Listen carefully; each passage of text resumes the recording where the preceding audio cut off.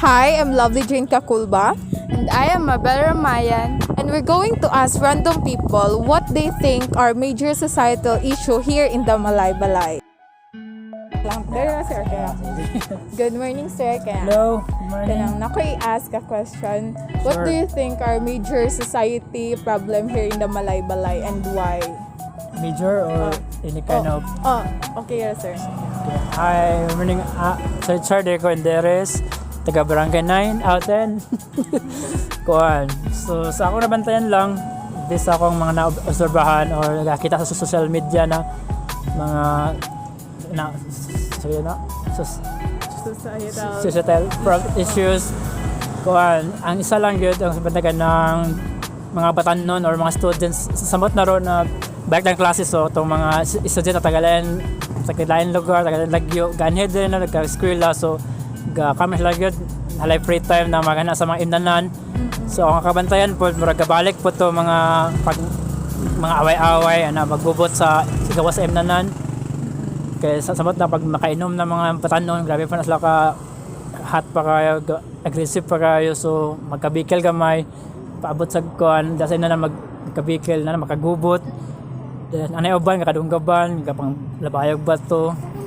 So, imbis na ang mga ginikanan, ga-hope sila na makagraduate lang sa'yo or magkaproblema nilang ginikanan nun o mga expenses sa medical, kung ma-hospital sila, kung kamanggaling, mga dunggaban sila or papunalagba to, sa may tabo sa ila. Then, mas maayo po na sa itong kapulisan na mag-grooving kasi overnight ila i-check upon kung nabay mga dalang mga kutsilyo or any kind of weapon ang kapang-inom para safety po sa tanan po sa kainom. Kana lang siguro. Okay, salamat kayo, thank sir. you. Thank you. Dayon. What's your name, ma'am? I am Shella Joy Spagio. What do you think is the major societal issue here in the Malaybalay and why? I think the major issues here in Malaybalay is about water scarcity.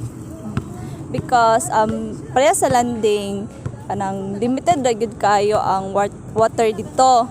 From 6 to 7 in the morning, diya ra gyud murag ang agas.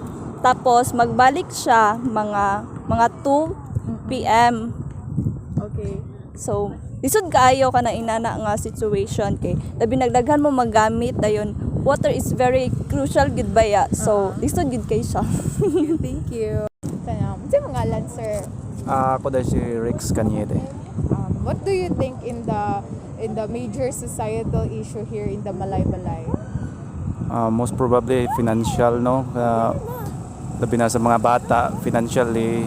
Dili man tanan, although tanan na itong maayo ay lang kanang dagan silang kuhan, katawa-katawa, pero financially dahil wala dahil ito sila, walang-wala dahil. So, I think the government should kanang maghatag sila program about kanang anything livelihood part-time for student nga mga kanang like for example di man gud tanan good kanang blessed dili kanang well off nga pamilya gikan tanan taga Bukidnon. So I think tagaanong programa kana lang tagang programa ng gobyerno labi nang sa lokal.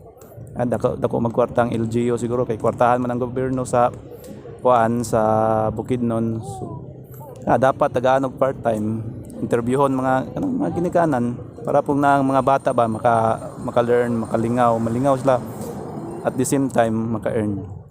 Okay, sir. Thank you, sir. I'm Joel. What do you think are major societal issue here in the Malaybalay and why?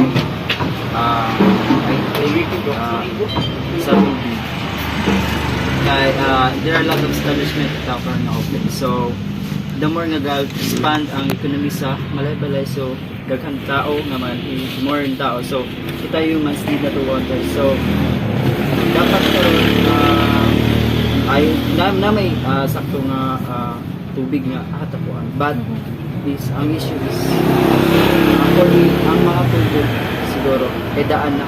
So ang akong solution is that this done dapat ang mga tao ilisan siya mga dagko so the more matagaan o supply tubig ang tubok Malaybalay. So mana ko. Okay, thank you.